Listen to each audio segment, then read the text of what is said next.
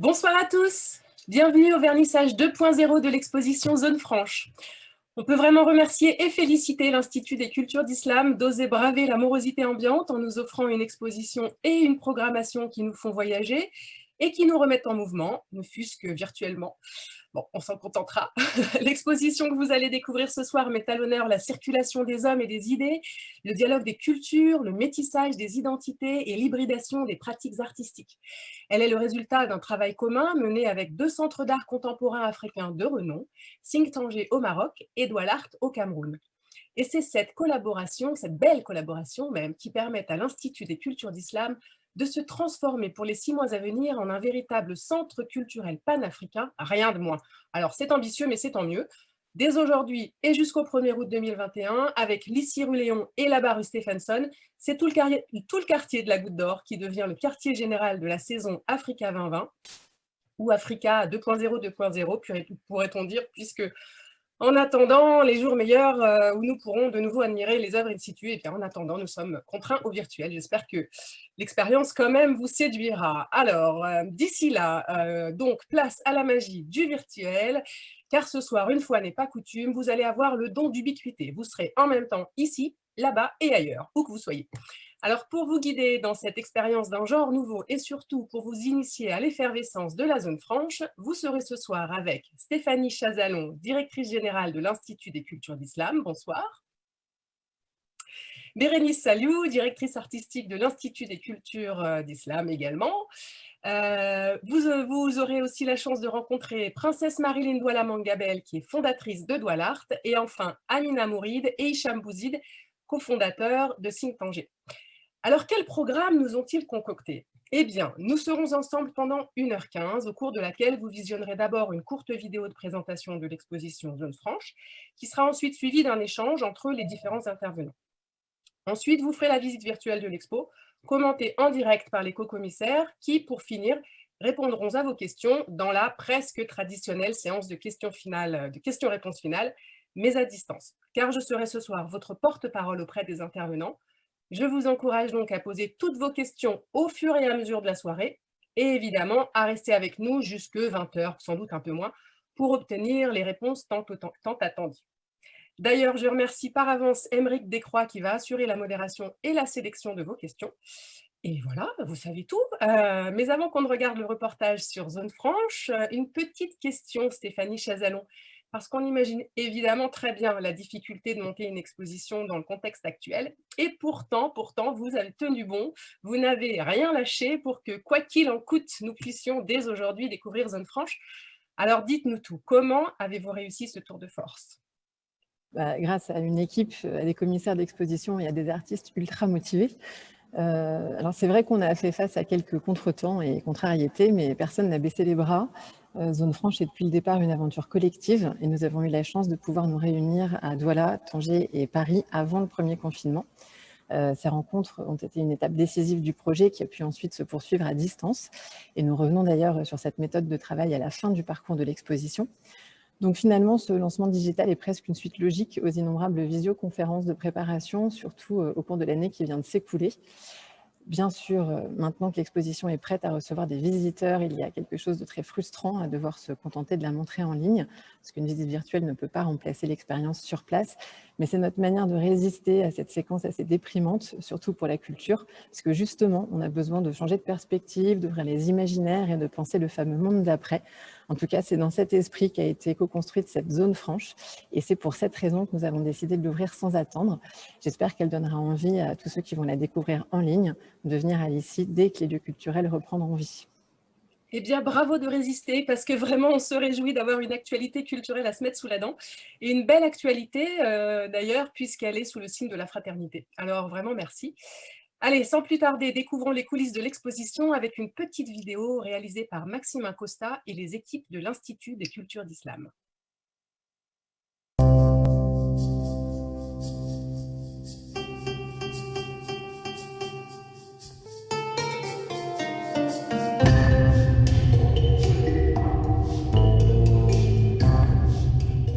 L'Institut des cultures d'Islam est un établissement artistique de la ville de Paris. qui est situé dans le quartier de la Goutte d'Or, dans le 18e arrondissement. L'exposition Zone Franche et le quartier général Paris Goutte d'Or sont ouverts du 3 février au 1er août, dans un premier temps en ligne, que ce soit pour la visite virtuelle de l'exposition ou pour les premiers événements du quartier général. Et puis on espère pouvoir ouvrir les portes et accueillir le public en vrai le plus vite possible. Il a fallu prendre le meilleur de cette pandémie, de se dire qu'il fallait que nous fassions quelque chose. Et nous avons commencé à ouvrir nos expositions de manière virtuelle. Et on présente vraiment Africa 2020 et cette exposition Zone Franche de manière tout à fait professionnelle. Donc nous nous formons à d'autres choses, à une manière de voir la culture de manière différente. Et nous avons voulu qu'elle soit réalisée dans les temps et comme si nous allions ouvrir l'Institut des cultures d'islam au public. Ça nous permettra, le jour J, eh bien, nous serons prêts. Pour la saison Africa 2020, on a initié un projet en partenariat avec deux autres structures d'art contemporain, l'une à Tanger au Maroc et l'autre à Douala au Cameroun, donc Think Tanger et Douala. Et c'est vraiment à partir des environnements locaux et des témoignages d'acteurs de proximité de ces trois structures que cette saison Zone Franche et aussi quartier général d'Africa 2020, donc Paris Goutte d'Or, a été construite.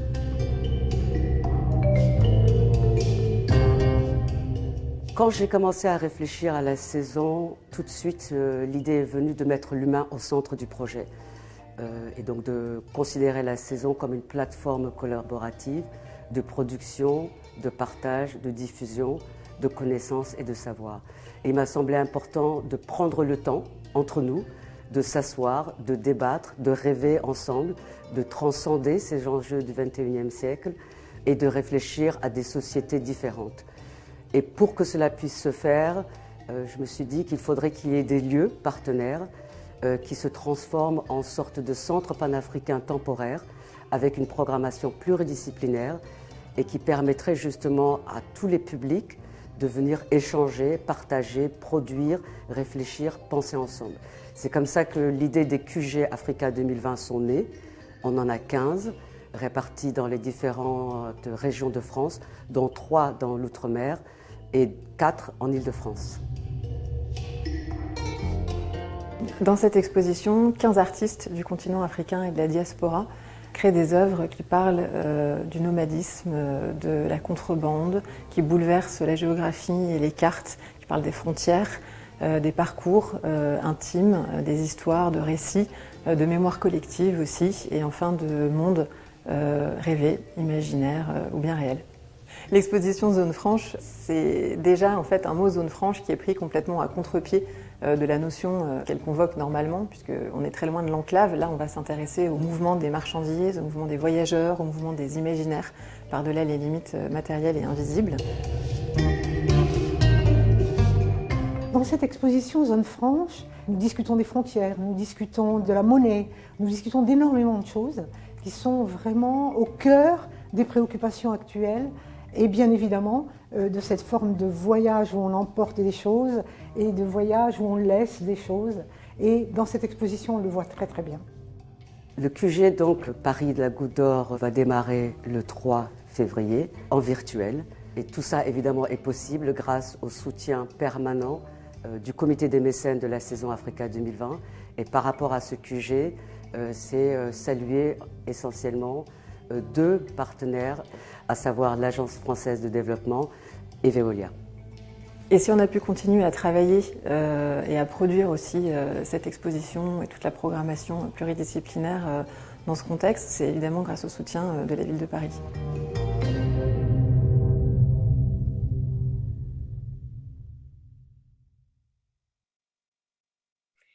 Et oui, bien sûr, il faut souligner le soutien de la ville de Paris, qui est important ici, mais aussi le partenariat avec le collectif MU, co-lauréat du projet Embellir Paris, avec un parcours sonore dont il a le secret, entre Château-Rouge, Barbès et La Chapelle.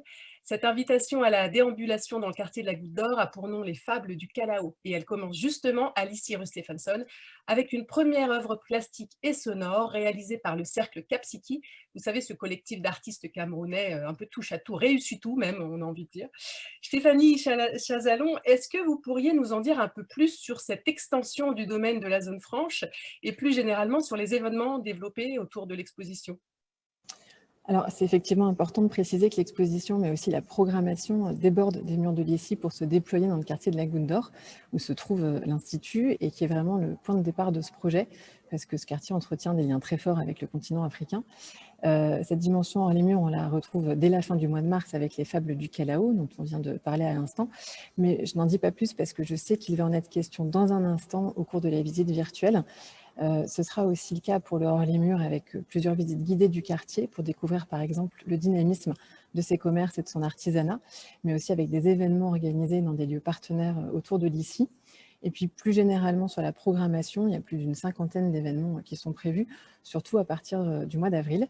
On espère notamment pouvoir accueillir à l'ICI un spectacle immersif au cœur des cérémonies mourides, des contes du pays Béti, des femmes sahraouis pour un concert mêlant des musiques berbères, touareg et gnawa, ou encore des danseurs camerounais dans une chorégraphie engagée sur les mirages du départ vers l'Europe.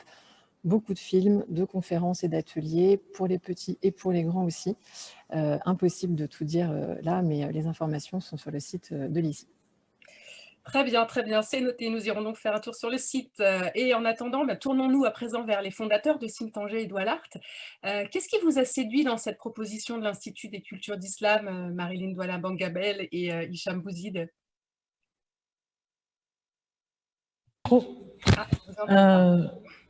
Le projet Africa 2020 est un projet qui m'est venu, qui est arrivé à moi par l'appel de Bérénice Saliou, la directrice artistique de l'Institut des cultures d'islam.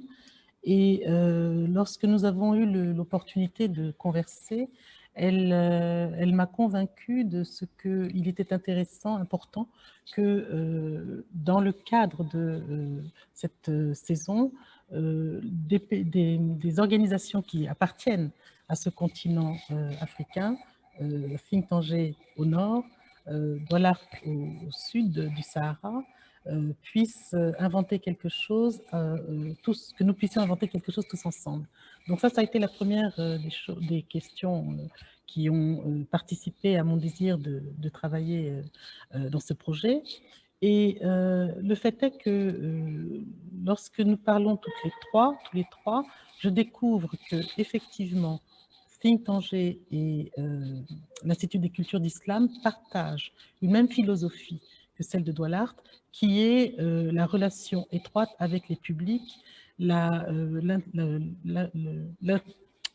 création artistique comme médiation entre les publics et surtout entre un certain nombre de sensibilités. L'intervention dans l'espace public est un dénominateur commun qui m'a donné envie d'aller plus loin et de travailler avec les uns et les autres.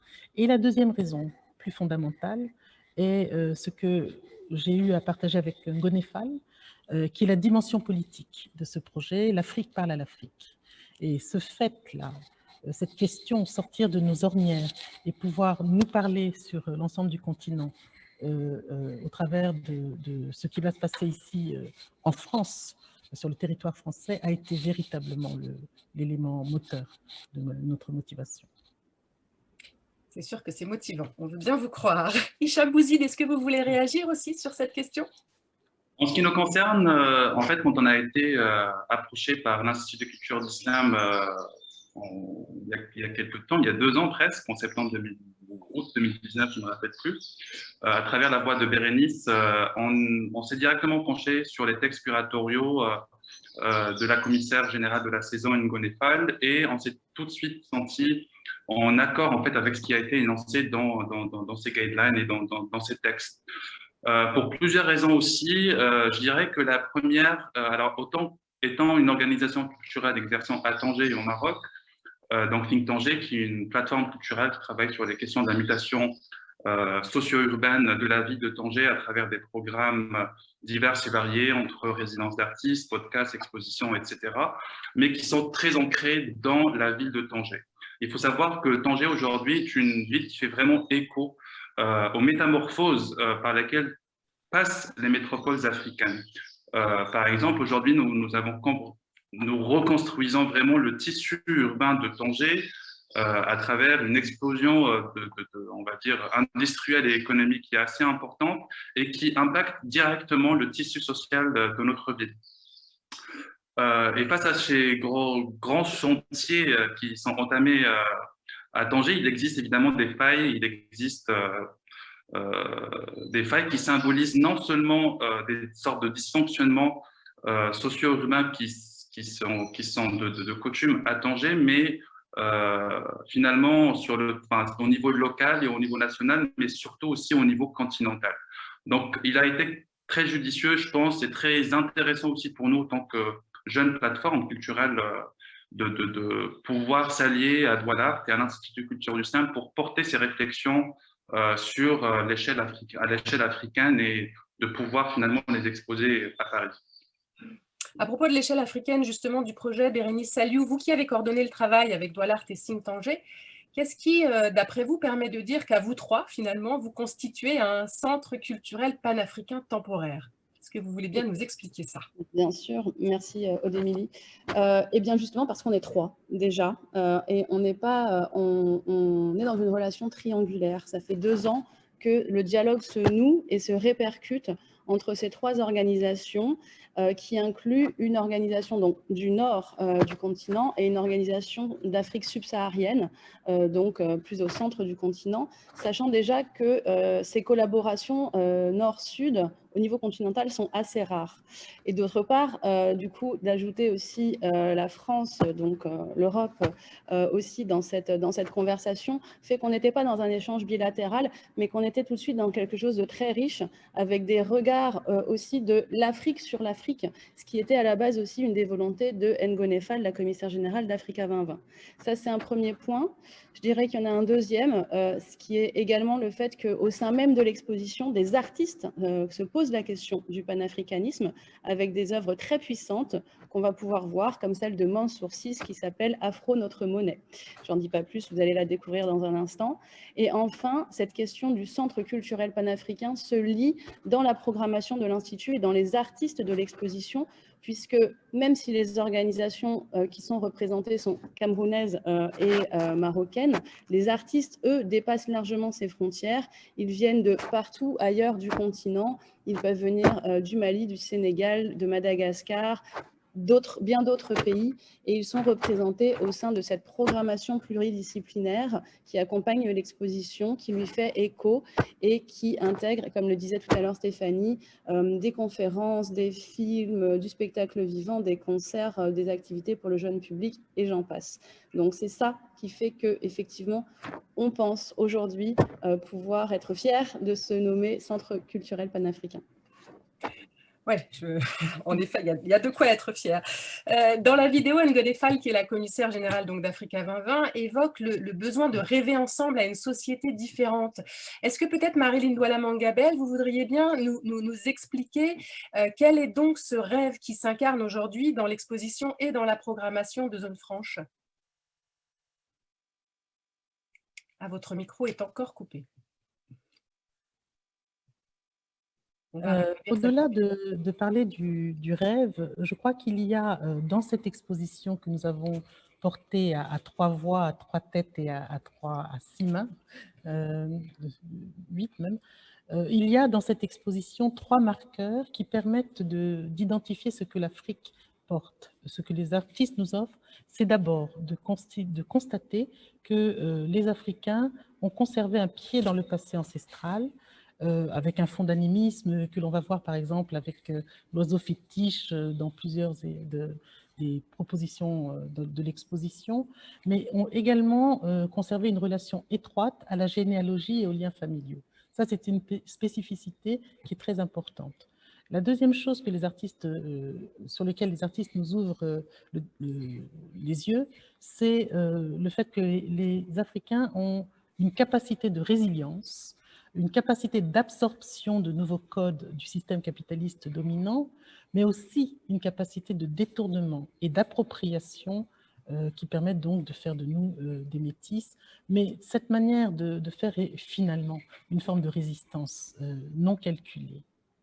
Et troisième marqueur, les artistes proposent des utopies, notamment l'utopie d'un monde sans frontières, sans doute une résurgence de notre culture de nomades, qui est la caractéristique du peuplement du continent. Donc un monde sans frontières, l'utopie, et le rêve, et là on rentre dans le rêve, de la proposition futuriste d'une souveraineté continentale au travers d'une monnaie africaine.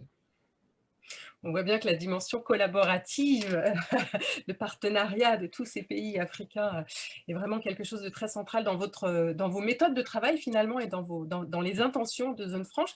Est-ce que peut-être, Amina Mouride, vous pourriez nous expliquer comment vous vous êtes organisé pour créer justement cette plateforme collaborative de production, de partage et de diffusion? Concrètement, comment avez-vous mis en place cette collaboration? Bonsoir, Autémélie. Je commencerai par dire avant tout que ça a été une aventure humaine exceptionnelle qui nous a été offerte de vivre, au sens où c'est très rare dans notre carrière d'avoir l'occasion de développer pendant 2 ans une collaboration artistique de cette qualité-là, qui a été innovante, expérimentale et surtout qui a été cherchée dans les complémentarités de chacune de nos institutions, dans les complémentarités de nos parcours, de nos sensibilités, de nos réseaux également. Ce qui a défini, je pense avant tout, notre méthode, ça a été la confiance. La confiance dans une méthodologie expérimentale, dans le sens où quand on postule à Africa 2020, donc en co-commissariat, on n'a pas déposé une liste d'artistes ou un projet artistique défini, on dépose une méthodologie et une vision qui souhaite s'imprégner et s'inspirer de chacun de mes 3 contextes pour pouvoir rendre plus fidèlement possible, finalement, créer le plus fidèlement possible un projet qui parle de l'Afrique, justement, depuis l'Afrique. Et pour ça, on a organisé justement 3 workshops dans la première phase de notre collaboration. Un workshop à Tanger, un workshop à Douala, un workshop à Paris. Durant ces workshops, on a rencontré des artistes, des activistes, des acteurs de la société civile, des commerçants, des entrepreneurs. Je pense qu'en tout, on a rencontré plus d'une centaine d'artistes et de personnes de chacun de ces contextes-là, qui nous ont permis réellement de ressentir et de vivre les contextes dans lesquels on était en immersion pendant ces 3 workshops. Ensuite, cette collaboration, elle s'est déroulée pendant plus d'1 an et demi de rendez-vous hebdomadaires sur Skype, WhatsApp, Zoom, et ce bien avant la pandémie. Et je pense que justement, la pandémie a renforcé justement ces liens digitaux et numériques. Donc, c'est avant tout une collaboration profondément ancrée dans l'ère du temps et qui s'est saisie de ces outils du numérique, justement. Et enfin, il y a eu un temps extrêmement privilégié, dont on a aussi saisi l'opportunité finalement des délais impliqués par le coronavirus pour pouvoir écrire ensemble. Et ça a été très important. On a mêlé nos mains, nos cerveaux, nos réflexions, nos références littéraires pour pouvoir écrire les textes de cette exposition ensemble. Et cette exposition est vraiment le fruit de cette méthodologie innovante. Et c'est pourquoi, justement, on a proposé, on a eu l'idée, on a eu envie de partager avec vous cette expérience humaine à travers le 4e axe de cette exposition que vous découvrirez dans quelques instants.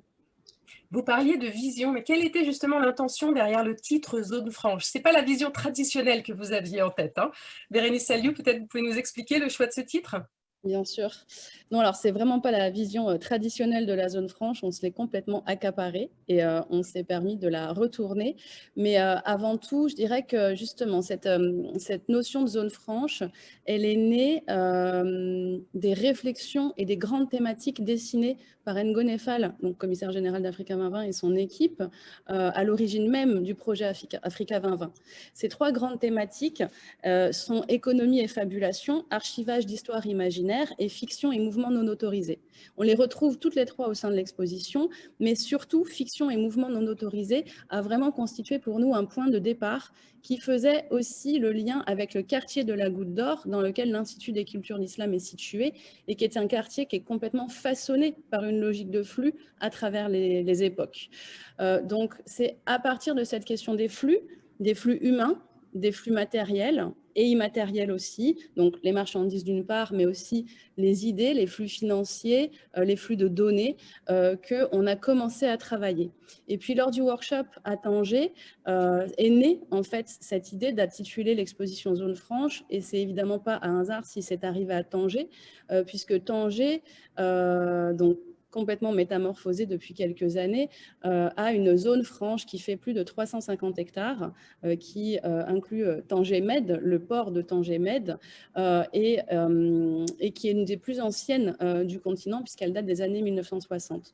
Et c'est vraiment en la traversant que tout de suite on s'est dit, mais cette notion de zone franche, finalement, pourquoi est-ce qu'on ne se l'approprierait pas et qu'on la ferait nôtre, finalement? Donc, une zone franche, qu'est-ce que c'est? C'est une enclave imperméable qui produit des biens destinés à l'export, mais qui bénéficie d'une législation fiscale bien plus avantageuse que dans le reste du pays.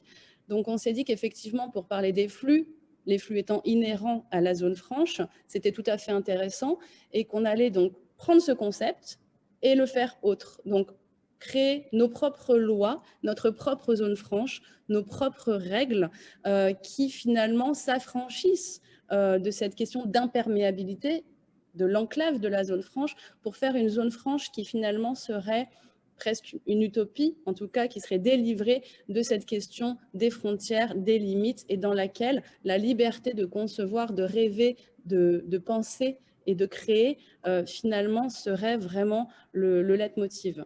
Et pour finir, c'est aussi cette question de la franchise qui nous semblait intéressant, une zone franche. Finalement, c'est vraiment la façon dont on a travaillé depuis 2 ans, puisqu'on s'est toujours dit les choses, on a embrassé nos différences, nos divergences. À chaque fois, ça a toujours constitué une matière sur laquelle intervenir, rebondir et avancer. Et donc, en fait, c'est cette zone franche et de franchise que l'on vous invite, qu'on invite les visiteurs à découvrir. Eh ben, partons tout de suite à la découverte de cette nouvelle zone franche, alors sans plus tarder. Et puis alors, c'est parti. Donc, on y va. On y va et puis on se retrouvera juste après pour répondre aux questions des internautes. Très bien. Et bienvenue en zone franche. Voilà, vous pénétrez dans la première partie de cette exposition qui s'intitule « Ceux qui traversent les frontières ». Donc, on commence avec un petit jeu de mots, puisque ce s'écrit CE entre parenthèses UX et traverse du coup entre parenthèses NT. Et c'est notre façon d'interroger justement la question de ces flux humains et de ces flux immatériels et matériels que j'ai cités tout à l'heure. Donc, cette partie de l'exposition interroge l'adaptation des modes de vie ancestraux aux réalités d'un monde contemporain et connecté, la question de l'outil cartographique et enfin la difficulté des parcours migratoires à l'intérieur et à l'extérieur du continent. Je vais tout de suite laisser la parole à Princesse Marilyn qui va présenter la première œuvre de l'exposition qui est une œuvre de Mansour Sis Kanakasi intitulée « Afro, notre monnaie ». Alors, bienvenue. En traversant le seuil de l'exposition, vous entrez directement dans la zone franche, qui est symbolisée par l'œuvre de Mansour Sis Kanakasi, et qui est donc précisément un bureau de change. Ce bureau de change va vous permettre non pas de présenter le passeport pour avoir le droit de citer, mais de changer nos euros contre des afros. Un afro est équivalent à 2 euros. Et avec ces euros, pendant toute la période de l'exposition, vous aurez la possibilité d'acquérir le catalogue, de pouvoir acheter de la billetterie pour ceux des spectacles vivants qui seront payants, ou d'aller consommer un café, un thé ou quelque chose au restaurant qui existe dans l'enceinte de l'Institut des cultures d'islam. J'ouvre une petite parenthèse très courte. Le projet Afro Notre Monnaie sera également au centre d'une autre exposition qui va se passer à la Halle Tropisme de Montpellier. Et cette circulation de l'argent est un avant-goût de ce que l'artiste Mansour Ciss préconise pour le futur de l'Afrique. C'est donc une œuvre futuriste. L'afro est un billet de banque qui est frappé de différentes informations qui traitent d'abord, l'afro est d'abord montré par un symbole.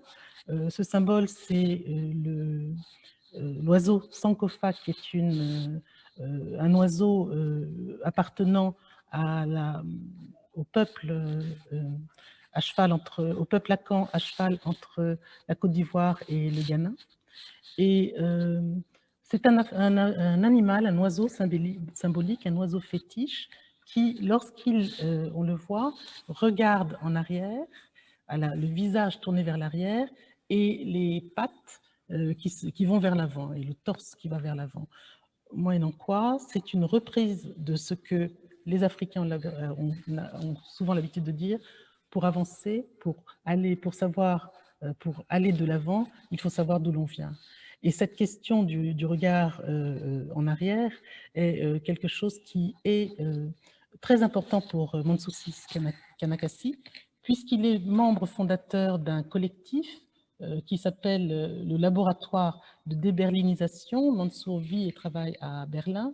Et ce laboratoire de déberlinisation est une forme, un manifeste qu'il a mis en place pour s'insurger contre la conférence de Berlin qui s'est produite en 1884-85, où les pays occidentaux ont décidé de se départager le continent africain et de le balkaniser. Donc c'est un moment qui crée ces frontières aléatoires. Et ce projet d'afro que Mansour porte très fort, qu'il a présenté pour la première fois à Dakar à la Biennale de Dakar en 2002, est un projet qui ne cesse de s'enrichir, de grandir. Depuis 2002, il a introduit le Global Pass. Le Global Pass qui est une modalité où nous pouvons voyager dans le monde global, dans le monde entier, sans avoir à passer par les procédures d'obtention de visa, sans passer par ces frontières qui finalement sont des freins au développement et surtout des freins à la libre circulation des biens et des hommes sur un même continent. L'afro est créé pour pouvoir contrebalancer ces monnaies multiples qui circulent en Afrique et surtout pour pouvoir faire en sorte que nous puissions envisager notre continent de façon beaucoup plus souveraine et faire en sorte que nous puissions, que les Africains puissent inventer un nouveau développement qui ne soit pas conditionné par les règles, les procédures d'un monde occidental. Cette exposition est multimédia. Vous verrez qu'il y a des affiches, il y a une vidéo très riche et très intéressante où sont présentées les icônes marquées dans ce billet afro, des icônes qui appartiennent aussi bien au champ politique qu'au champ culturel et qui ont marqué l'histoire contemporaine de l'Afrique. Je vous invite donc à venir voir cette exposition, ce projet artistique qui entame la discussion, la déambulation dans l'exposition Zone Franche et qui nous permet de commencer par un projet futuriste et nous sommes capables, à partir de là, de nous dire quelque chose est en train de se produire, quelque chose est en train de se penser, quelque chose est en train de s'inventer. L'Afrique invente son futur. Et nous allons rentrer donc dans la suite de la première partie de cette exposition pour justement continuer dans la même lancée, c'est-à-dire aussi regarder le passé pour pouvoir bien avancer dans le futur, comme vient de l'énoncer Princesse Marilyn, avec le travail de l'artiste franco-malgache Malal Andrea David Razan. Le travail photographique de Malal a une force visuelle indéniable. À travers les deux œuvres qui sont présentes ici, qui sont Figure 1937, celle qu'on voit actuellement, intitulée Ligne télégraphique et sous-marine, et la deuxième œuvre intitulée Figure 1817, Islam of the countries which have professed the faith of Muhammad, l'artiste entame dans ce travail un travail que je qualifierais vraiment d'historienne. Pour la simple raison, parce elle part à la fouille, elle mêle des fragments de l'Atlas, des cartes postales, des billets de banque, des pochettes d'albums, des timbres, des drapeaux et des images diverses issues de documents d'archives ou des livres historiques.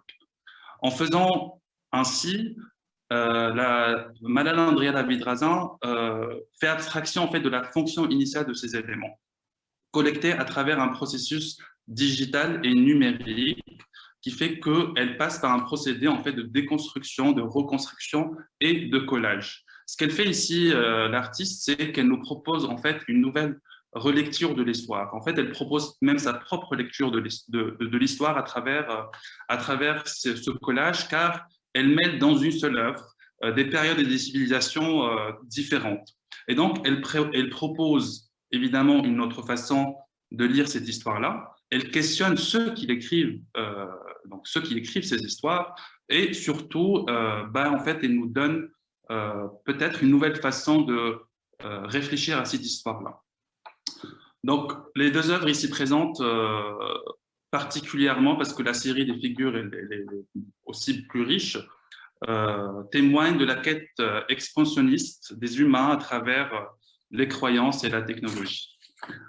Ensuite, nous allons voir donc, sur le sol, ici, voilà, l'œuvre de Fatiha Zmouri, qui est une artiste marocaine installée à Casablanca. Et cette installation intitulée Concrete Borders est un groupe de cartes réalisées sur feuilles de tôle. Ces cartes sont froissées, comme on peut le voir, elles sont jetées à même le sol, comme un document que l'on aurait juste jeté, dont on ne serait pas occupé. On aperçoit dans ces cartes des zones du monde où il existe des séparations spatiales très violentes, des zones où l'on a érigé, des frontières, que ce soit en murs en béton, que ce soit des barres métalliques, etc. Et on peut apercevoir dans ces cartes les frontières, par exemple, entre l'Israël et la Palestine, l'Inde et le Pakistan, la Tunisie et la Libye, et aussi l'Arabie saoudite et le Yémen.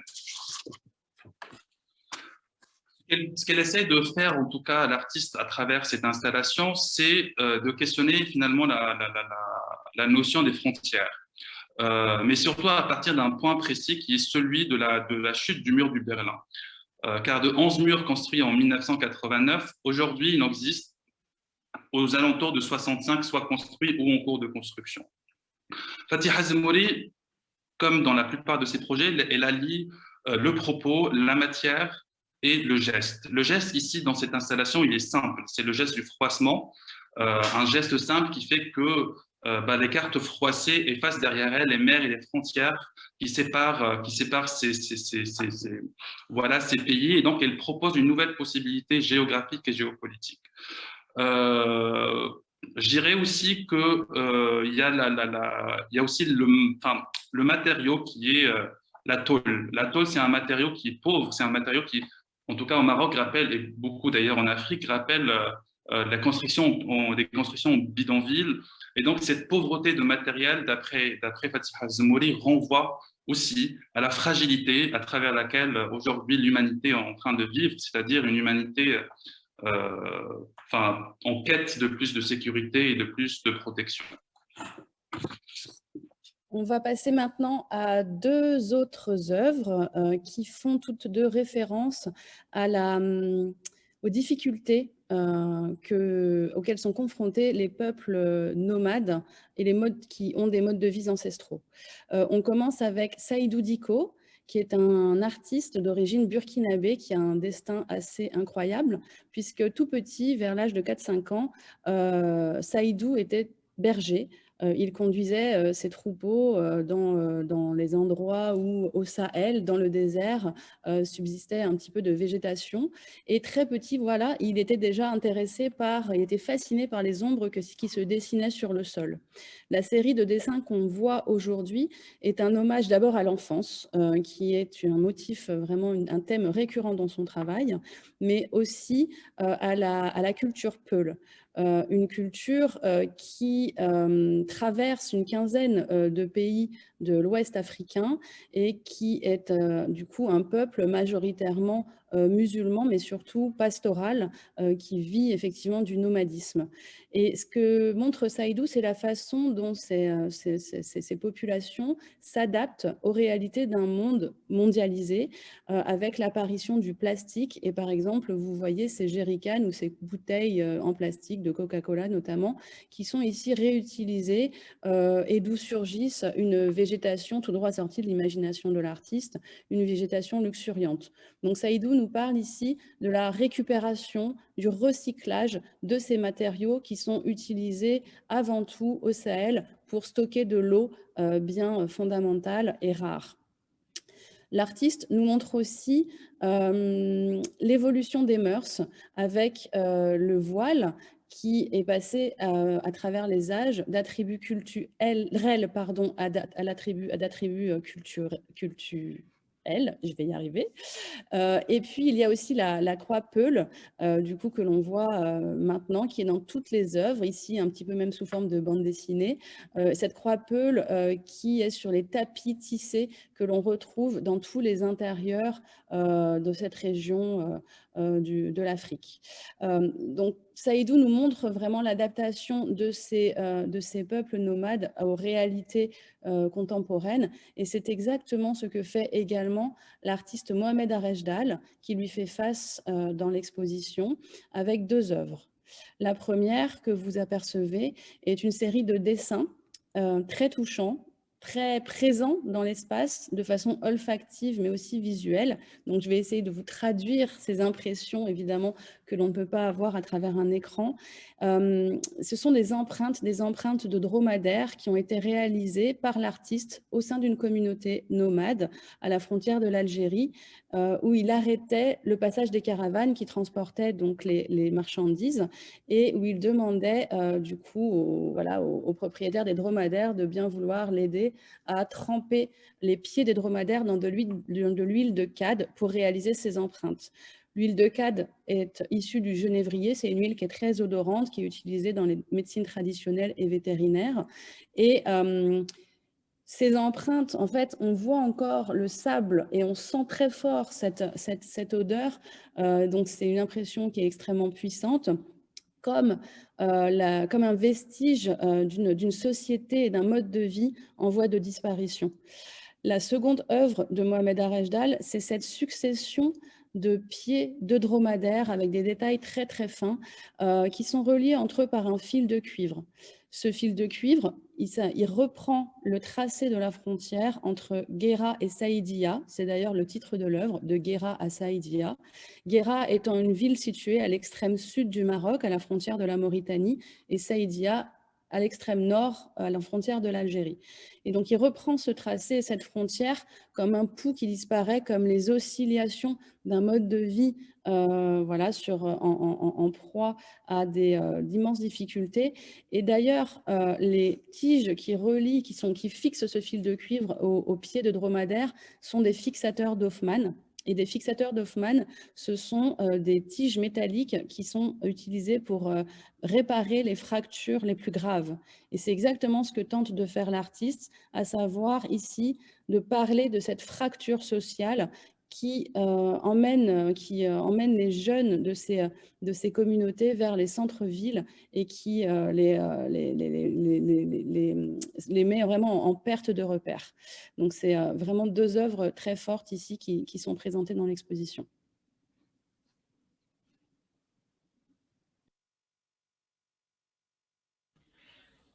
Nous sommes maintenant invités à regarder le travail de l'artiste camerounais Jean-David Nkoth, qui nous confronte avec cette pièce qu'il appelle « Technicien de surface » à la réalité humaine de la migration.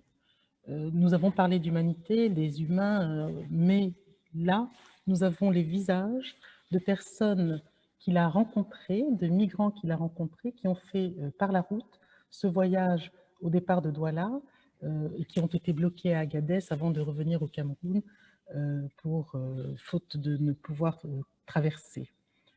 Et ces propositions, cette série que l'artiste Jean-David nous propose et qu'il a entamée il y a environ 5 ans, il a d'abord commencé à y travailler à Douala, où il vit et travaille, puis il a poursuivi cette exploration auprès de migrants qu'il a rencontrés ici en France au cours d'une résidence qu'il a effectuée en 2019 à la Cité internationale des arts.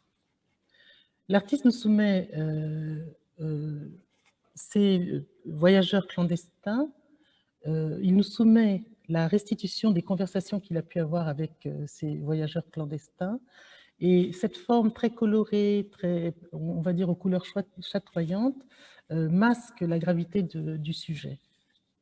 Au premier plan, et c'est très intéressant ce travail parce qu'il y a vraiment plusieurs plans et c'est une œuvre que l'on peut regarder des heures et on découvre toujours des détails. Au premier plan, ces hommes qui portent une tenue d'ouvrier nous parlent de leur motivation au départ, de leur aspiration à trouver un travail, de leur aspiration à entrer dans ce monde meilleur qui est prôné, ce monde occidental, qui est prôné comme étant un monde où les conditions de vie sont absolument meilleures.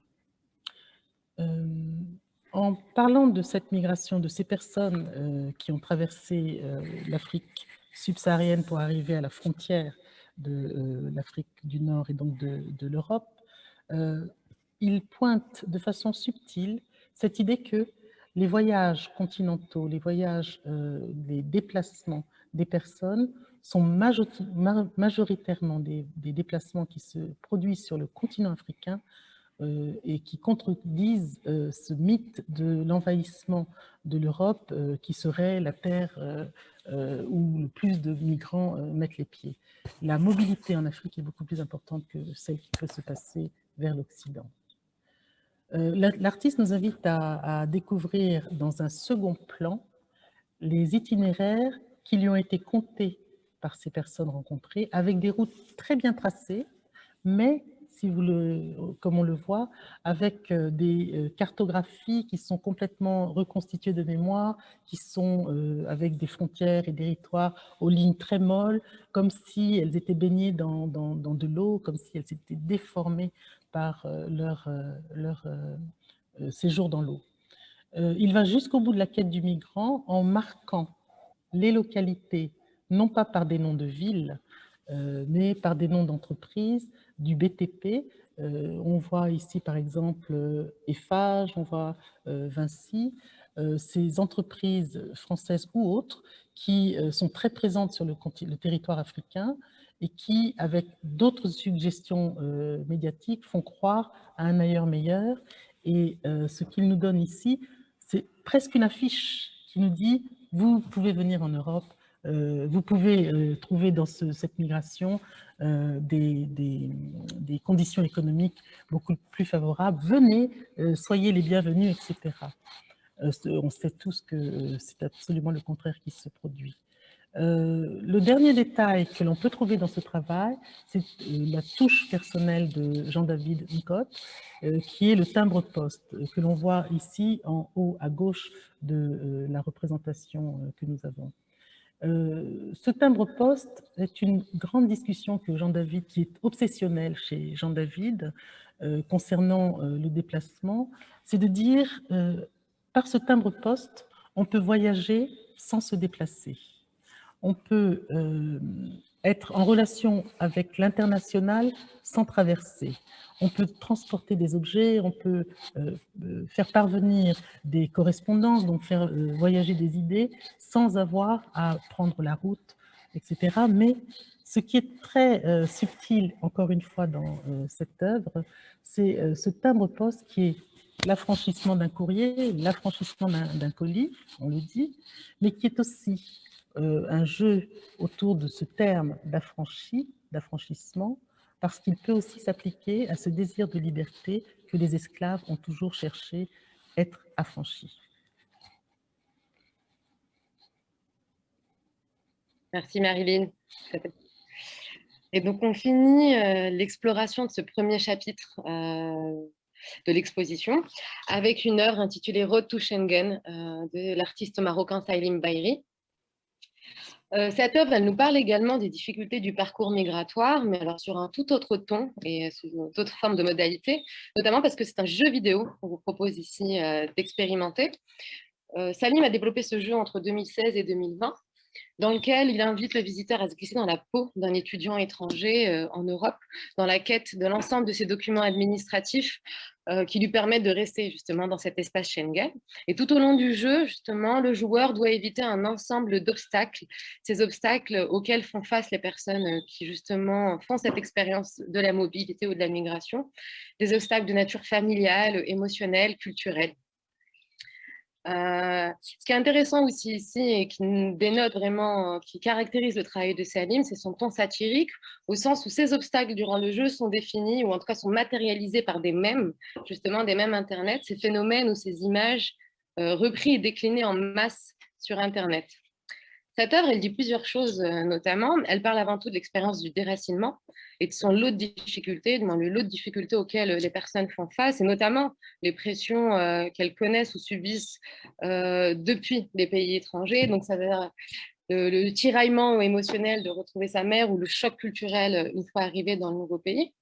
Mais cette œuvre, elle nous permet également de nous plonger, en fait, ou d'être en immersion dans l'univers du gaming et du numérique, univers extrêmement créatif, innovant et engagé, bien évidemment, qui a su ces dernières années inviter son propre langage et ses modes de communication. Et justement, Salim fait partie de ces artistes du continent africain qui se sont complètement saisis de ces outils du numérique et qui inventent un nouveau langage et une nouvelle esthétique pour aborder ces questions politiques actuelles. Mais je ne vous en dis pas plus parce qu'on lance une petite vidéo pour vous proposer l'expérience en ligne. قزا نقرا دوسي عمر لمي شاد الصف شهور صعب ضحك بيهم ومالي عندي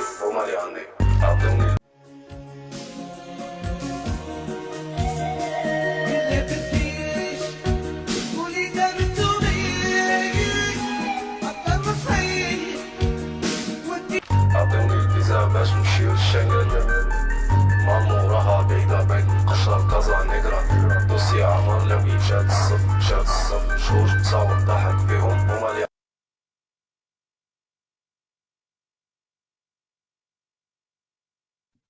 Et donc, sans transition, on passe à la deuxième partie de notre exposition Zone Franche qui s'intitule « Dans les interstices de la mondialisation ». Si l'on croirait qu'une zone franche, donc par leur notion économique, qui représente d'ailleurs vraiment un emblème de notre ère néolibérale, si on croirait que ces zones sont des zones imperméables, intouchables et impénétrables, nous pensons faux. Car en réalité, les parois étanches n'existent pas. Au contraire, elles produisent leurs propres failles. À Tanger, par exemple, on parle de la contrabando pour désigner les produits détaxés qui proviennent de Ceuta, donc l'enclave espagnole se trouvant dans les rives nord-marocaines. Ou aussi, on a une autre expression pour définir cela, on dit les tombées des camions, c'est-à-dire des marchandises en fait, qui fuitent des camions qui sortent de la zone franche. Et comme Bérénice l'a expliqué tout à l'heure, c'est des marchandises qui sont exclusivement destinées à l'export.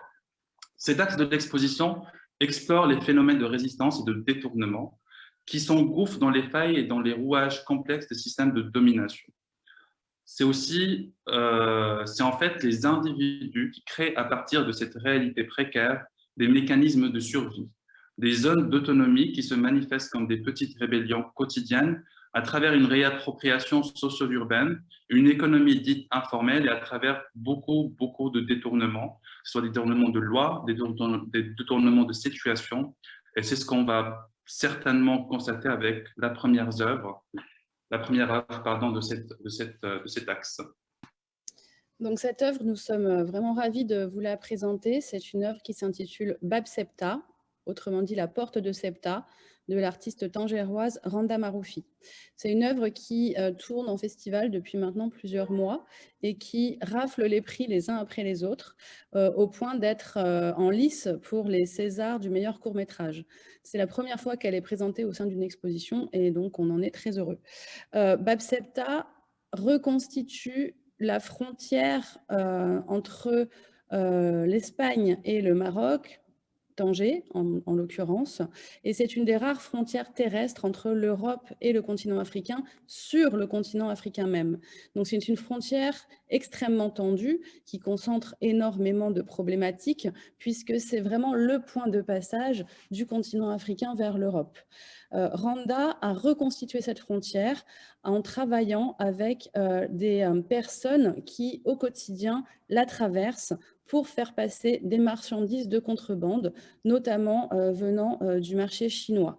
Donc ces personnes sont essentiellement des hommes, des femmes aussi, beaucoup, qui portent sur leur dos des ballots qui donc renferment ces marchandises de toutes sortes qui ensuite envahissent les marchés du Maroc et en particulier du nord du Maroc. C'est un point de vue vraiment surplombant qu'elle nous donne là.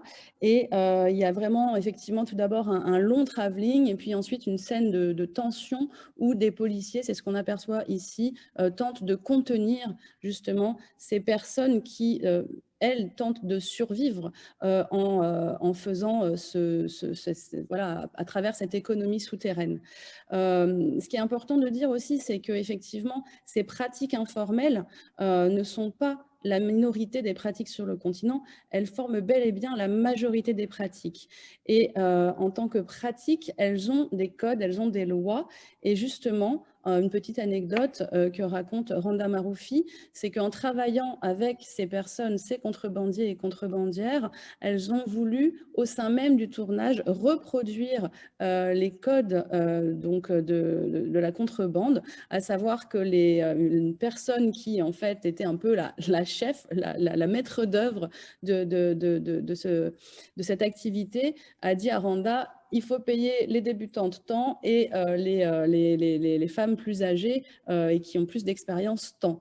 Et Randa a dit non, mais je peux pas, et vous êtes toutes payées pareil, vous travaillez toutes de la même manière, vous apparaissez toutes de la même manière dans ce tournage. Et la personne a répondu non, il faut vraiment le faire parce que sinon tu vas vraiment nous mettre le bazar dans notre organisation. Donc je trouve que c'est une anecdote assez symbolique et assez signifiante qui révèle justement que les pratiques informelles sont organisées.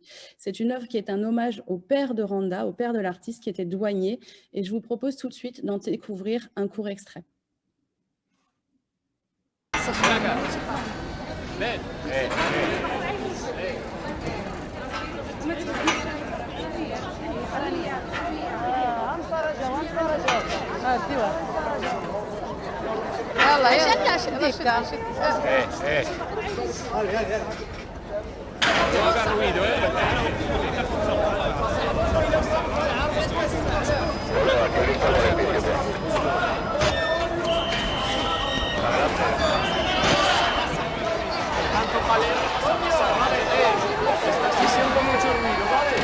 Atrás.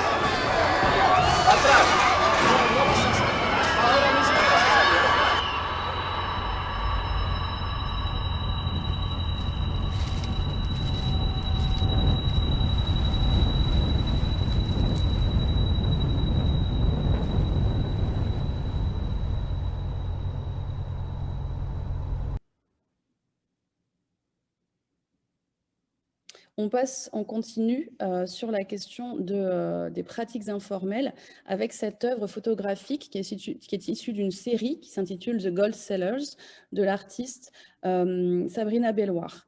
Toute petite, Sabrina se rendait régulièrement en Algérie, d'où elle est originaire, et elle était intriguée par ces femmes dans certaines rues bien précises d'Alger qui vendaient, et qui vendent d'ailleurs toujours à la sauvette, des bijoux. Elle interrogeait sa mère qui lui répondait « Mais ne regarde pas, Archouma, c'est la honte, ces femmes vraiment sont des femmes de mauvaise vie, ne t'y intéresse pas. » Et donc, elle a conservé en elle ce souvenir, et bien plus tard, en 2017, elle a décidé de se rendre à nouveau sur ces lieux et d'essayer d'entrer en contact avec ces femmes pour comprendre. Elle s'est rendue compte que ces femmes dites de mauvaise vie étaient en réalité des femmes qui avaient tout simplement des vies difficiles, qui étaient veuves ou divorcées, avec des familles nombreuses à charge et qui, pour survivre, avaient commencé à vendre leurs dots, leurs bijoux de famille.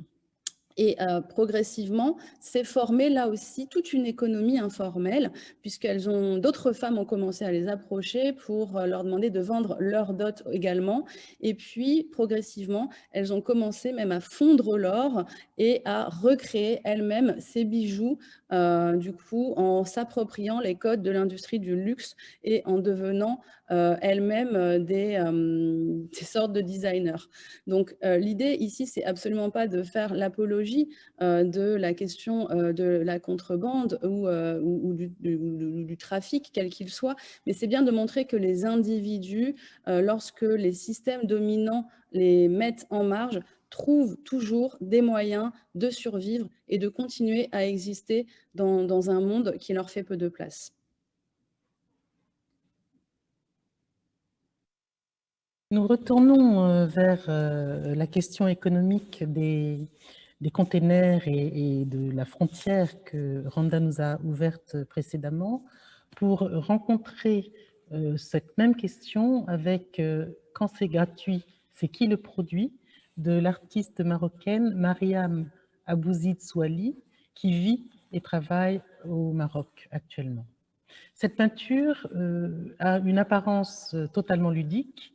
On a le sentiment que nous sommes dans ce jeu de colimaçon et que dans ce jeu de loi en colimaçon et que le tir à la corde est un jeu enfantin tout à fait naïf.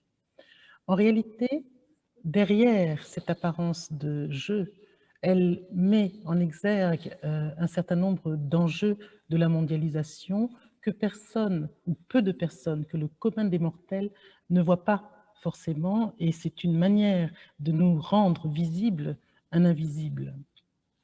Le jeu de loi n'est pas un jeu anodin, c'est avant tout un parcours de combattant où l'objectif est d'arriver pour les joueurs que le gagnant arrive en premier à la dernière case, mais pour ce faire, chacun est obligé de faire un véritable combat, descend, peut revenir en arrière, peut tomber dans la case de la mort, etc. Et ce n'est pas du tout un jeu linéaire, et c'est un vrai risque que prend le joueur, comme le font un certain nombre de personnes qui vont dans les containers qui sont le plateau du jeu, qui sont ici une succession de containers représentés en surplomb par l'artiste. Ce sont quelquefois des containers ou des bateaux qui portent ces containers, qui transportent des clandestins. Lorsque l'on emprunte ce jeu, l'artiste nous propose d'arriver au-dessus de ce jeu, de ce colimaçon, pour rencontrer cette tension vive entre deux camps, comme le jeu du tir à la corde le propose.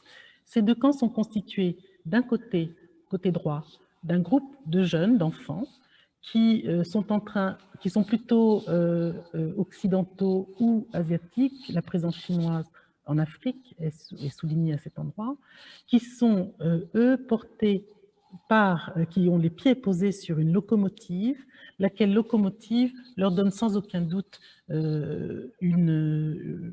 avantage certain sur les joueurs en face, sur ceux qui en face tirent la corde et qui ont des tennis, de vagues tennis aux pieds et qui sont quelquefois obligés de prendre appui sur quelqu'un qui est au sol pour pouvoir stabiliser leur place et gagner et tenter de gagner un jeu qui en réalité est tout à fait inéquitable.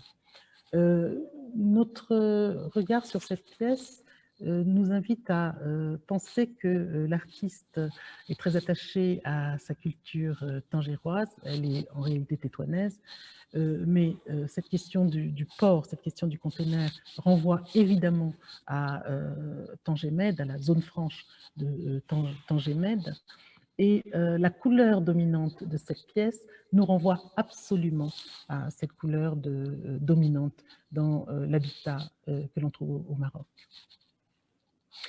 Le titre « Quand c'est gratuit, c'est qui le produit ?» est sans aucun doute, non, c'est une interprétation libre, est sans doute une un questionnement du rôle des ONG qui offrent beaucoup de gratuité, mais quand c'est gratuit, c'est qui le produit? Et je rebondirai sur ce que tu disais, Marilyn, sur la couleur des murs dominants, qui fait face justement, qui existe à Tanger et qui nous est aussi proposé de regarder ici, dans cette installation photographique d'Hicham Gardaf. Donc, Hicham Gardaf, photographe tangérois qui est né et a grandi à Tanger et qui nous invite à travers cette installation photographique à finaliser finalement cette exploration des interstices de cet axe et notamment les interstices urbains. Hicham est, comme je le disais, un tangérois et il a vécu, ressenti ces dernières années justement cette transition urbaine assez forte qu'a connue la ville de Tanger. Et donc depuis 2014, son travail s'attache justement à documenter, archiver, analyser ces mutations urbaines. Les œuvres et les installations d'Hicham Gardaf explorent les transformations du paysage contemporain en relation avec le temps, l'espace et la politique du lieu. Pour cette exposition, justement, il nous propose une sélection de photos qui explore justement les marges et la périphérie de la ville de Tanger. Et ce travail est intéressant à plusieurs échelles, justement parce que c'est une plongée, un peu une mise en abîme dans ces interstices urbains, mais aussi parce que grâce à un travail, un cadrage très précis et travaillé, grâce à un jeu sur les lumières, les couleurs, les textures, Hicham nous invite à prendre de la distance justement par rapport à cette architecture informelle et la manière dont on la regarde habituellement. Il nous invite également à poser un regard esthétique et sensible sur ces architectures et sur des installations parfois faites de briques et de broc. Cette installation, comme je le disais en introduction, elle s'inscrit justement sur ce mur rouge ocre qui est symbolique de la mutation urbaine tangéroise et de l'urbanisation effrénée que l'on connaît dans le nord du Maroc. Ce mur rouge qu'on retrouve d'ailleurs dans plusieurs de ces photographies, en fait, est constitué d'un enduit spécifique qu'on installe. Les personnes qui construisent des maisons au Maroc vont venir installer sur leur maison pour protéger de l'humidité. Je me suis envoyée dans les pinceaux. Et donc, ce mur rouge est vraiment symbolique de cette mutation urbaine assez intensive que l'on connaît à Tanger. Ici, par son travail, justement, Hicham il interroge les pratiques qui se développent dans les espaces urbains et les modes de vie ou de survie qui échappent au modèle capitaliste dominant. Il nous invite également à réfléchir sur les différentes manières d'y habiter, de transformer, de s'approprier ou de détourner ces espaces. Nous allons maintenant nous transmuter dans un autre axe, le dernier axe qui a été écrit par les commissaires et qui est intitulé « Connexions immatérielles ».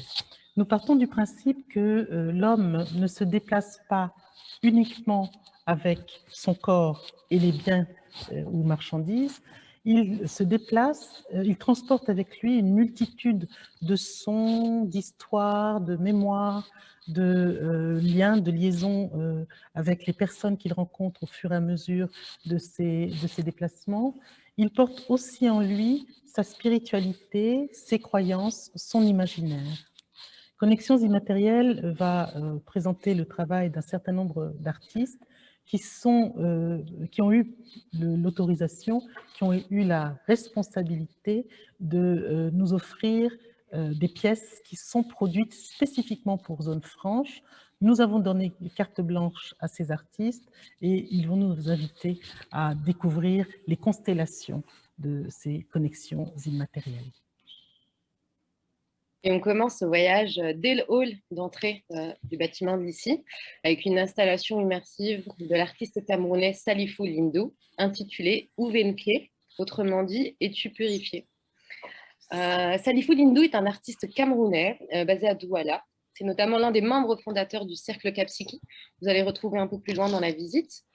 C'est l'un des pionniers de la recherche artistique au Cameroun et qui a également beaucoup influencé ses pairs dans son travail avec la matière et dans sa manière de produire de nouvelles formes, justement. Ici, l'œuvre, cette installation, elle se compose de 80 bouilloires en plastique suspendus au plafond du hall, desquels émane, ou en tout cas sort de la musique populaire de différents pays musulmans africains. Ces bouilloires sont suspendus au-dessus de 20 nattes en plastique qui sont également utilisées pour la pratique de la prière dans le rituel musulman. Ces objets nous renvoient à deux symboliques finalement.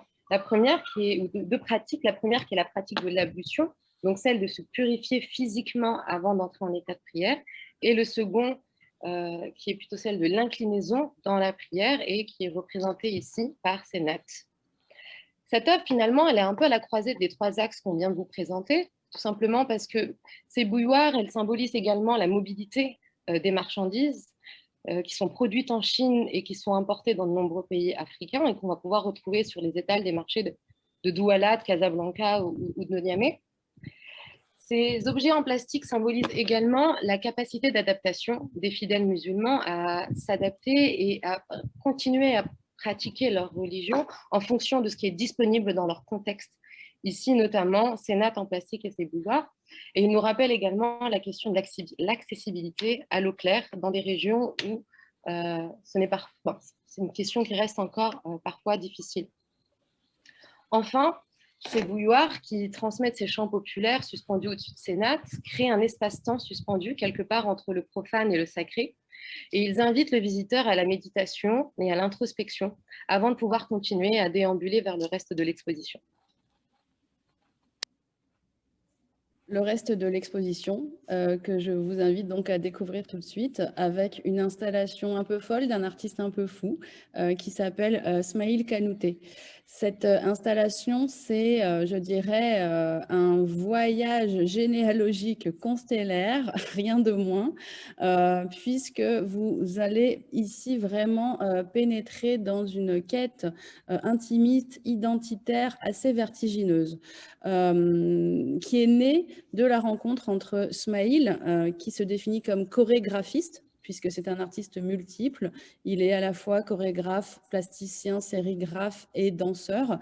Et donc, la rencontre entre Smaïl et un vieil homme au Mali, dans le village de Fegui, qui est le village de ses parents.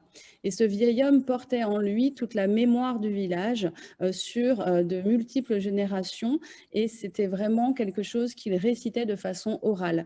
Ce qui a complètement interpellé l'artiste qui s'en est saisi pour produire cette installation que l'on présente donc pour la première fois, avec sur un premier mur une cartographie du village avec de multiples détails. Vraiment, on va jusqu'au plan des maisons, jusqu'aux éléments graphiques sur les façades des maisons, le nom de toutes les familles du village, et puis des scènes de vie, des anniversaires, des mariages, la culture des chants, l'appel à la prière, etc., que l'on retrouve dans ces tablettes. Le second mur, c'est un mur qui, là, nous invite vraiment à nous pencher sur la généalogie, sur plusieurs générations. Donc, on a des fils colorés qui viennent tisser entre eux les différents liens entre les différentes familles et qui pointent de façon assez subtile la question des mœurs, puisqu'on peut voir que, par exemple, tel homme a pu épouser plusieurs femmes et que, par exemple, ces femmes étaient sœurs. Donc, on vient aussi ici parler de polygamie. Et sur les tablettes, on suit la mère de Smaïl qui déambule et qui adresse ses salutations aux différents membres du village. Il y a aussi des sérigraphies dorées qui reprennent un ancien alphabet soninké et qui sont dispersées un peu partout sur l'installation. Enfin, le troisième mur, c'est un mur qui vient là nous montrer vraiment tous les talents de sérigraphe de Smaïl qui reprend les emblèmes de différentes villes à travers le monde et en particulier aussi en Île-de-France, ici la Goutte d'Or, pour nous montrer en fait la façon dont ces familles, dont ce village s'est éparpillé de par le monde.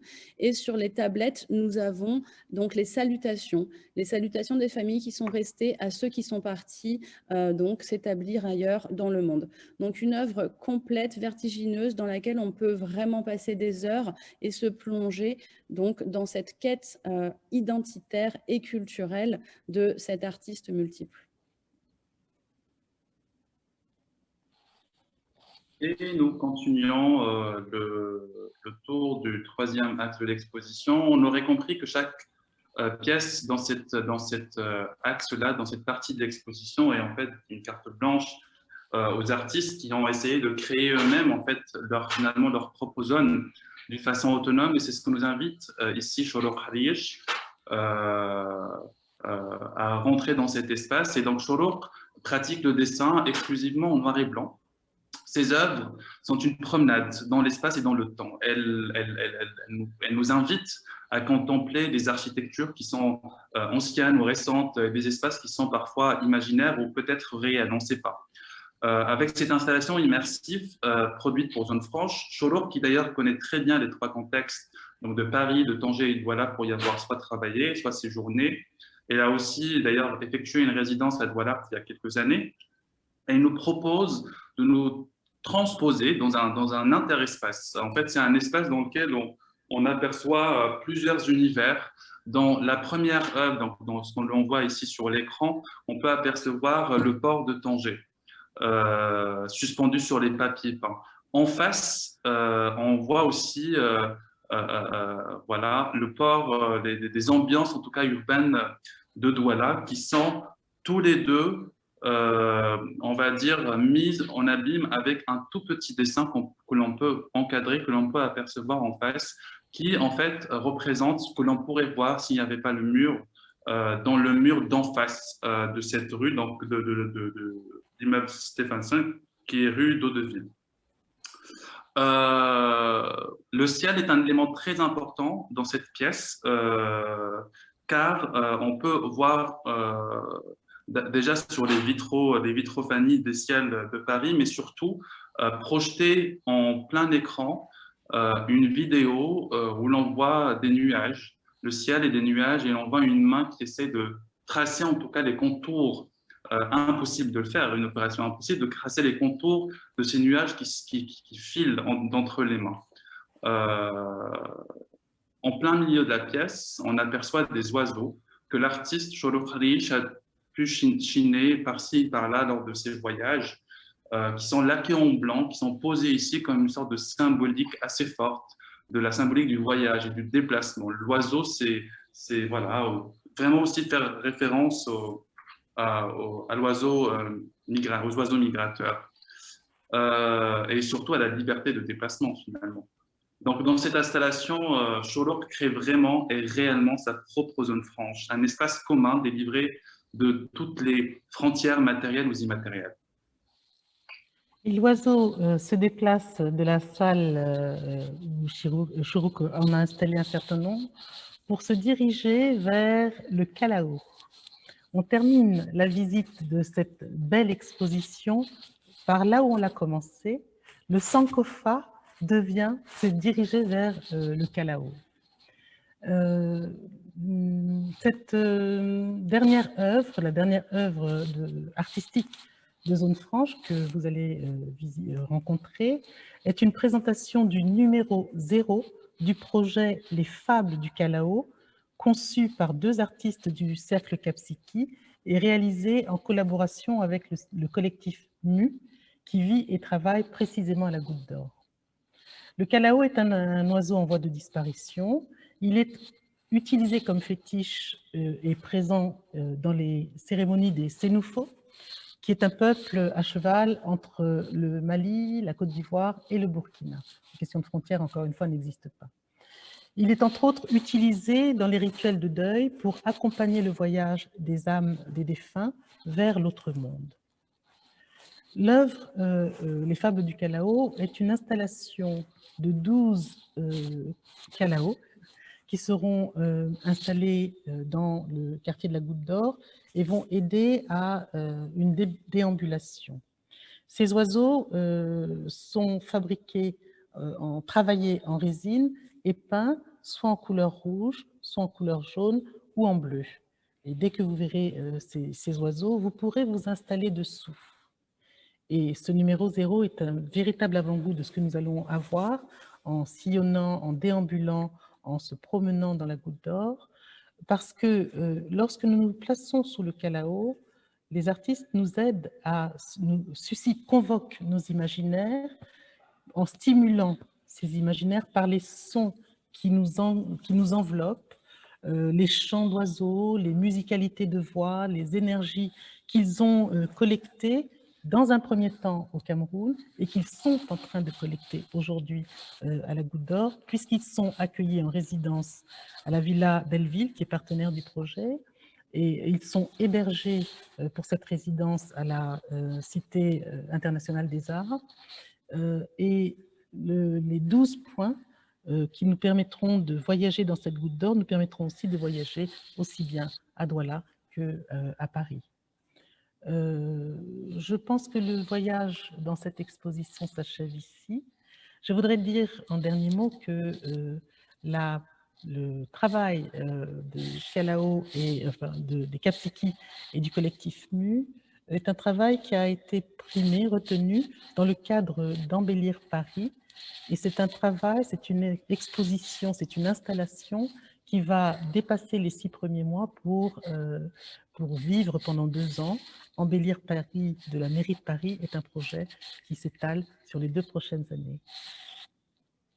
Donc effectivement, nous finissons l'exposition avec cet oiseau emblématique qui nous sera donné de voir à partir du 25 mars dans la Goutte d'Or, puisque les artistes sont effectivement en train de travailler en ce moment même, et on pourra à l'Institut des cultures d'Islam se munir d'un audio guide ou alors télécharger une application sur son smartphone pour aller écouter ces fameuses fables du Kalao dans le quartier. Donc une manière pour nous de faire déborder l'exposition de ses propres frontières et surtout d'incarner complètement notre zone franche, une zone franche qui ne connaît ni limites, ni frontières, ni fin finalement.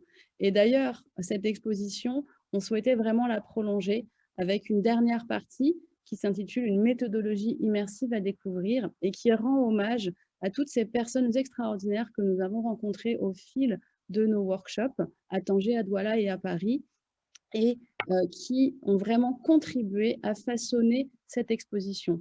Toutes ces personnes qu'on a rencontrées nous ont largement inspirés, et c'est une manière aussi voilà, de leur rendre hommage que de les inviter dans ce hammam, le lieu un peu secret de l'Institut qu'on a investi pour l'occasion. Donc pour commencer, hommage à notre cher 4e partenaire, Zoom, avec qui nous avons travaillé tous les jeudis à 14h30 pendant presque un an et demi, et qu'on retrouve ici, donc un moment où on évoque la méthodologie du projet, mais dont on vous a déjà parlé.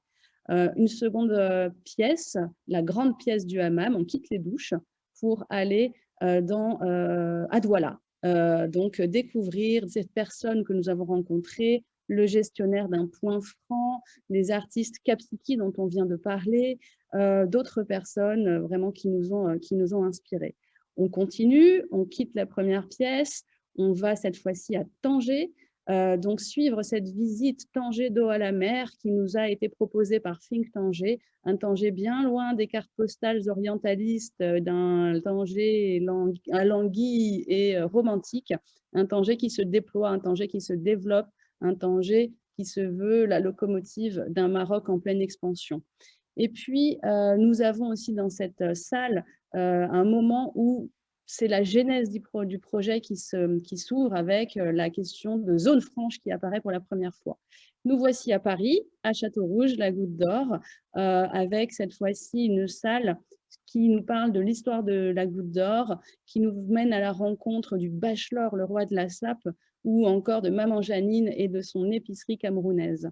Enfin, nous avons souhaité conclure cette exposition avec une dernière salle, et une salle qui rend hommage aux artistes, tout simplement, qui nous parlent de leurs œuvres avec leurs propres mots, et on veut les remercier de tout cœur ce soir, puisque sans eux, rien ne serait possible, et que en fait, ils souffrent en ce moment, la période est difficile, mais on pense à eux, on ne les oublie pas, et c'est vraiment une manière de les remercier que de leur laisser la parole en dernier lieu. Donc, merci à tous, merci à nos amis. On est hyper émus ce soir de conclure. J'ai presque les larmes aux yeux, donc je vais arrêter là. Et je vous remercie vraiment tous pour votre écoute. Merci à vous, vraiment bravo aux artistes, merci aux commissaires d'exposition. Quelque chose me dit que cette belle collaboration ne va pas se terminer comme ça. Est-ce que je me trompe? Est-ce qu'il y a des suites prévues à cette belle aventure? Nous sommes en train de fantasmer, de phosphorer sur la suite. Oui, il y en aura une. Nous aimerions accueillir, Douala aimerait accueillir cette exposition au Cameroun, parce que ce qui s'est dit de nous en France doit aussi se dire de nous, entre nous, en Afrique. Hicham, Amina, est-ce que vous voulez conclure? Oui, tout à fait. Et dans la continuité de Princesse Marilyn, on aimerait également que cette exposition elle puisse continuer à visiter, à voyager, notamment au Maroc, et aller à la rencontre aussi de ceux qui nous ont inspirés. Je pense que c'est tout à fait leur rendre hommage. Et bien évidemment, cette exposition, elle nous a d'ores et déjà influencés dans nos pratiques, dans nos réflexions, et ça va se retransmettre et se retranscrire dans nos prochains projets aussi chez Think Tanger. Très bien. Bah, écoutez, je vous propose de découvrir maintenant les questions, enfin les commentaires plutôt qui ont été laissés sur le chat, des commentaires vraiment très enthousiastes, très encourageants. Alors, je vous en cite deux, ceux des mystérieux utilisateurs 525 et 63 qui vous disent « Quel beau boulot, bravo !» Et puis, c'est vraiment très beau et très intéressant, merci. Est-ce que par bonheur, il serait possible de faire profiter de cette expo à d'autres personnes? Sera-t-elle en ligne? Est-ce que peut-être, Bérénice Saliou, vous pourriez répondre à cet auditeur, à cet internaute, pardon, l'habitude de Avec grand plaisir, parce que bien sûr que cette expo est en ligne, c'est vraiment aussi un défi qu'on a voulu relever pour permettre en la période au plus grand nombre de la découvrir, et que l'on soit à Paris, à Douala, à Tanger ou ailleurs, on peut découvrir l'exposition via cette visite virtuelle qui permet à tout un chacun de naviguer librement au sein de l'exposition, de regarder à gauche, de regarder à droite, de s'approcher des œuvres, de zoomer sur les cartels, mais aussi et surtout d'activer les vidéos, de les regarder en entier et d'activer les sons. Donc voilà, ça remplacera jamais l'expérience des œuvres. On a hâte d'ouvrir, on a hâte d'accueillir à nouveau nos visiteurs qui nous manquent terriblement, mais en attendant, c'est déjà mieux que rien. Et une dernière question d'un auditeur qui concerne le tarif de l'exposition. Combien coûte? Quand on pourra venir? Voyons, c'est zone franche. Zone franche, c'est gratuit, les amis. Oui. Mais par contre, vous pouvez changer vos euros contre des afros. Ah. Très bien. Bah, écoutez, vivement, on est ravis que cette inauguration ait pu avoir lieu dans ces conditions-là. Merci à tous et bravo. Grâce à vous ce soir, Villefranche est désormais ville ouverte, et ce jusqu'au 1er août. Merci aux nombreux internautes d'avoir joué le jeu du vernissage virtuel. Nous espérons que l'expérience vous a plu, vous nous direz. Même si on avoue que quand même, on aurait préféré vous rencontrer autour d'un verre et de quelques petits canapés. Mais bon, que voulez-vous, il fallait bien s'adapter. Enfin, quoi qu'il en soit, n'hésitez pas donc à parcourir Villefranche dans tous les sens, explorer le programme, faites le guide en parlant autour de vous, en relayant donc le replay sur vos réseaux sociaux. Et puis, dès que vous le pourrez, sillonnez pour de vrai les espaces d'expo et les installations dans le quartier général de la Goutte d'Or. Voilà, ce live touche maintenant à sa fin, mais si vous le souhaitez, vous pouvez poursuivre la discussion avec les co-commissaires sur le fil Twitter de l'ICI avec le hashtag ZoneFranche. Je remercie évidemment toute l'équipe de l'Institut des cultures d'Islam, et en particulier Émeric Descroix et Sonia Kessiti qui ont avec succès relevé le défi d'un vernissage à distance. Bravo à eux. Et enfin, merci à Valentin Renard et Joris Richard qui ont assuré de main de maître la réalisation online de cette inauguration. Bonne fin de soirée à tous et au plaisir de vous retrouver bientôt in real life, comme on dit, ici, là-bas ou bien ailleurs. Au revoir.